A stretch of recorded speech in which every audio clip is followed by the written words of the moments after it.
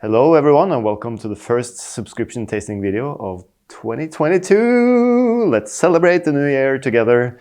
And for those of you who are new subscribers, this is the monthly video that we make where I taste the coffees that we're sending out to all our subscribers.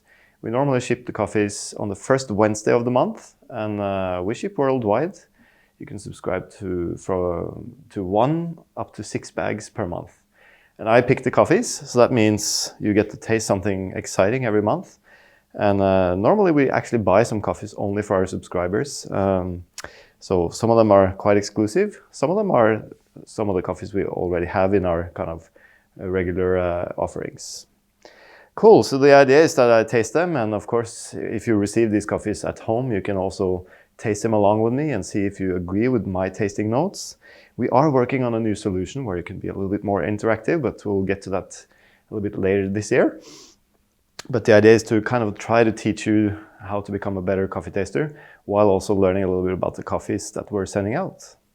So I've set this up as a little cup tasting. And of course, these are the 3 coffees we're sending out, but you can also, if you only receive 1 bag, you can also compare it to another coffee. So if you have any coffee laying around, or if you have a coffee shop nearby, you can buy a coffee from them, put a cup next to it so that you have something to compare with. Because normally it's much easier to describe flavor if you have something to compare with. Everything is kind of relative to other coffees. So it's difficult to say whether a coffee is high acidity or low acidity if you don't really have a reference on the table. So I prefer to have a kind of a normal reference. It doesn't have to be a very fancy coffee, but let's say our cultivar coffee from the Caballeros, because I know that coffee really well. So if I taste that and taste something next to it, I kind of know where all these new coffees score regarding acidity, mouthfeel, all these kind of things. So technically, you don't need very fancy equipment to taste coffee. You can also brew these with AeroPress or hand brewing or filter brewing, whatever you like. The important part is that they're kind of treated the same so that they're comparable. So I've added 11 grams of coffee in these cups, filter ground, so not very coarse, but not the finest espresso grind either. And then I put 11 grams of the coffee in the cup, and then we pour 180 grams of water on top. It's okay if you go up to 200 grams of water, it just becomes a little bit weaker, but normally the ratio is kind of like 60 grams to a liter. Or if you prefer a little bit weaker coffees, you can go like 55 grams to a liter in these cups. Then after you pour boiling water on them, so hot water, very hot water, and good quality water, you get a crust of coffee, and after 2, 3, 4 minutes, you can stir 3 times. That's the kind of industry standard. And then you remove the foam on top, because you don't want to drink that. That tastes really bitter. You can taste it if you want to, but it's quite gritty and bitter and not so nice. Light roasted coffees, when they're really hot, they don't taste so great. They're a little bit acidic and a little bit bitter. So I highly recommend letting the coffees to cool down a little bit. Of course, you can taste them when they're really hot, but when you cool the coffees down a little bit, they taste much more balanced. You get much more flavor intensity. So when the liquid is kind of close to body temperature, like 50, 40 degrees, that's normally when the coffees taste at its best. And if the coffee tastes terrible at that temperature, it's normally not so very nice coffee. And that's just because when the liquid is close to your body temperature, you actually taste more of the liquid. So more bad flavor, probably a bad coffee. So when you have a cupping like this, of course we wait a little bit now, but you can have a spoon, like a soup spoon or something. And normally this is not very COVID friendly if you're more than 2. So I can show you actually how to do it if you're more than 2 people. I'll show you.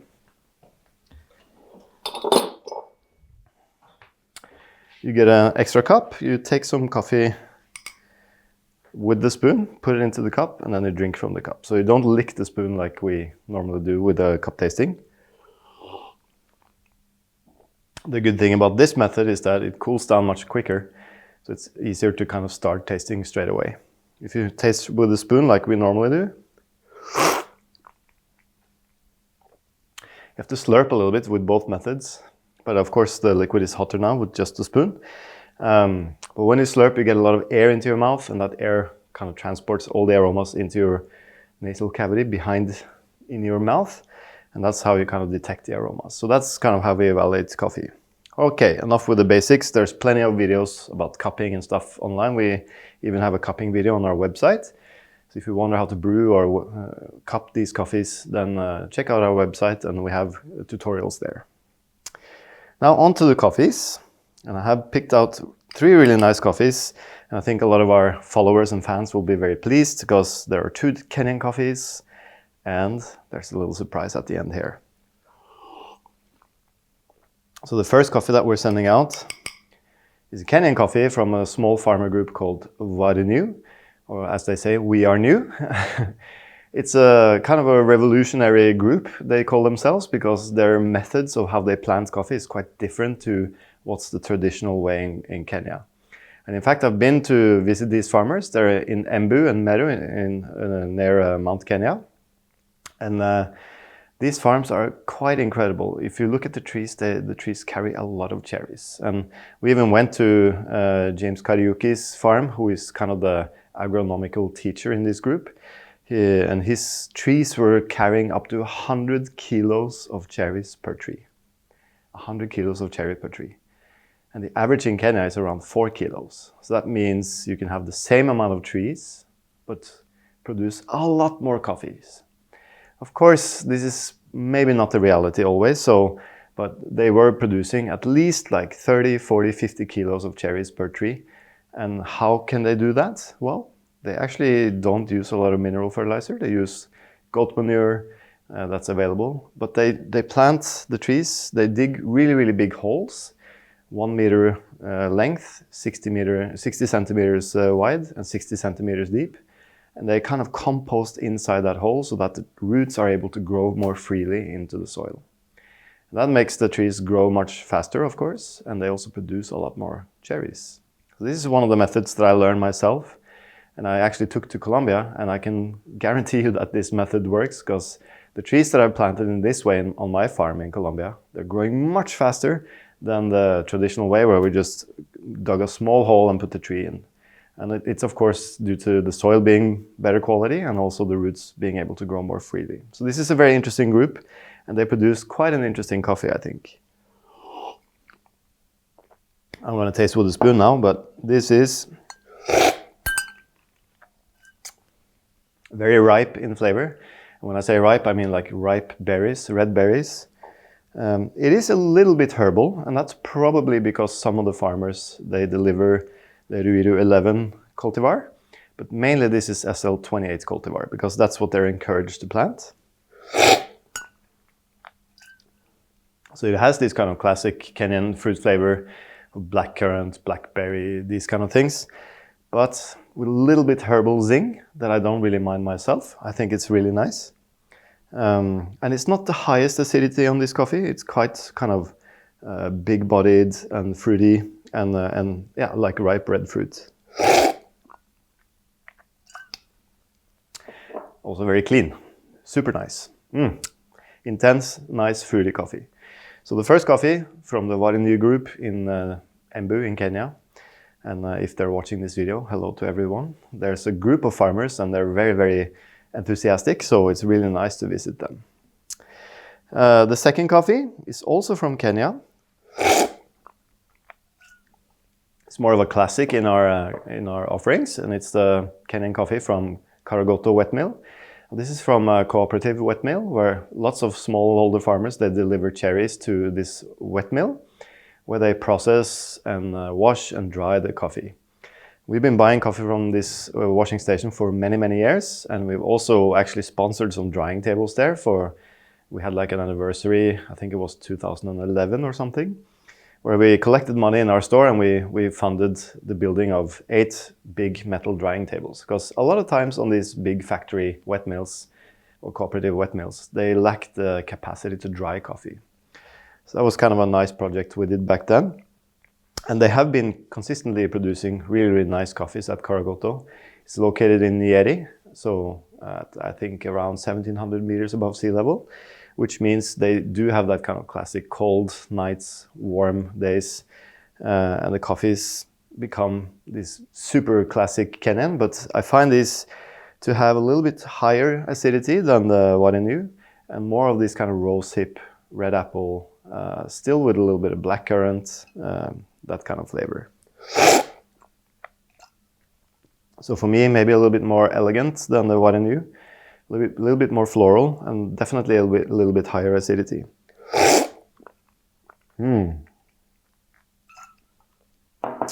So also some nice sugary notes in the finish there.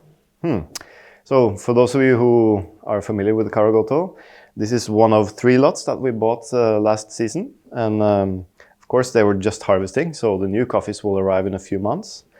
But so far we have this first lot, and then we have 2 more lots coming out very soon. Of course, they taste very, very similar, so we'll just launch them straight after each other. But the reason why we buy different lots is because they do produce several batches of coffee during a season. So we cup through most of the ones outturns of the high quality, and then we select the best ones, and that's the one we buy. So both of these coffees are what they call AA. We don't really emphasize too much on that because it's just the size of the beans. We normally always buy AAs. We can also buy pea berry, which means it's a smaller bean inside. But yeah, they tend to have slight variation in flavor profile, but it's more in the intensity of acidity and so on. We have found that the smaller beans, the ABs, tend not to be as nice. They can be, but in general, they're not as nice as the AAs and the pea berries, just so you know. But this is different from country to country, from farm to farm. So, you know, this is just my general observation in Kenya that the ABs normally lack a little bit of that intensity and acidity that I really like with the Kenyan coffees. So now to the third coffee we're sending out. I love this coffee.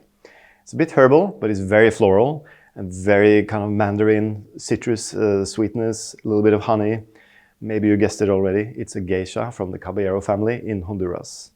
And we normally do this in January, February, because we have a lot of new subscribers during these months, because a lot of the subscribers got the subscription as a Christmas gift. So we like to kind of treat them a little bit extra. So this is the geisha from the Caballero family. It's quite an expensive coffee, so we normally lose money when we send this out to our subscribers. But the feedback we get when we do so, it's always fantastic. And I like to share this coffee with as many people as possible because I find it to be super, super nice and one of the best coffees that the Caballero family produces. For those of you who don't know what a geisha is, it's a cultivar of coffee. That means a variety. That's commonly called a variety. But that's the variation of a Arabica tree. And it's quite famous for being very floral and citric and honey-like in the flavor. And it was kind of rediscovered in Panama in 2004, I think, by the famous Peterson family at the Hacienda La Esmeralda. And it's kind of a Ethiopian landrace cultivar that was taken to the Central America, and yeah, it's been growing there. So expect these kind of quite typical Ethiopian flavors, you know, jasmine, orange blossom, mandarin, honey, these kind of flavors. A little bit of stone fruit maybe. Boy, I just ate a lot of mandarins during Christmas, and this tastes just like it. Super sweet, a little bit more body than the Panamanian geishas, I find. But nice little herbal touch as well that kind of makes the flavor a little bit more complex. This kind of mandarin flavor is very dominant, and you have these delicate florals on top of it. So if you're wondering what the variety in the middle coffee was, that's normally a mix of SL28, SL34, Batian and Ruiru 11, because there's a lot of farmers delivering to the wet mill here. The third coffee, of course, Marisabel and Moises, who are good friends of ours, they pick just one variety separately. And what we've been doing for the last years is to taste through all the pickings and select the best lots out of those. And that's why these coffees now are a little bit more intense than they used to be, because we're able to identify the best lots and kind of sell them and roast them separately. That's a lot of information, but if you're wondering why it's 3 coffees and you only got one, well, if you subscribe to 1 bag, you'll get a bag of the first coffee. If you subscribe to 2 bags, you'll get one of the first and one of the second. If you subscribe to 3 bags, you'll get 1 of each. And of course, if you subscribe to 4 bags, you'll get 2 of these and 1 of these, and so on. So that's kind of how it works. That's normally how we roll. And sometimes we have a little bit more different coffees, sometimes less. But normally we send out 3 different coffees. Cool. If you wonder what this coffee subscription is, go to our website. You can also check out our brewing guides if you wonder how to brew this. A little internal tip is that normally these geisha coffees can tend to produce a little bit more fines when you grind them. So that means the drawdown, if you're making pour overs, that means how fast the water is going through the coffee. It's normally a little bit slower. My best tip is not to go coarser to speed it up, because it only leads to under extracting the coffee. This coffee is very lightly roasted, so it can take a lot of extraction. So I recommend just going with your normal grind setting that you're used to. Maybe pour a little bit more aggressively in the beginning and try not to stir too much in the slurry. That means the wet grounds, because that makes the fines go down to the filter and block the filter faster. So that's kind of the technique we do there. And as always, we recommend hot water when you brew these coffees. I always brew it with boiling water, so that means straight from the boiler, right on the coffee. The temperature goes down really fast, you're not burning the coffee or anything, so it just makes it a little bit easier to extract more from the coffee faster. Cool. I think that's it for now. Thanks for watching, and hopefully I'll see you soon. And I hope you really enjoy these coffees, and Happy New Year, I guess. Bye-bye.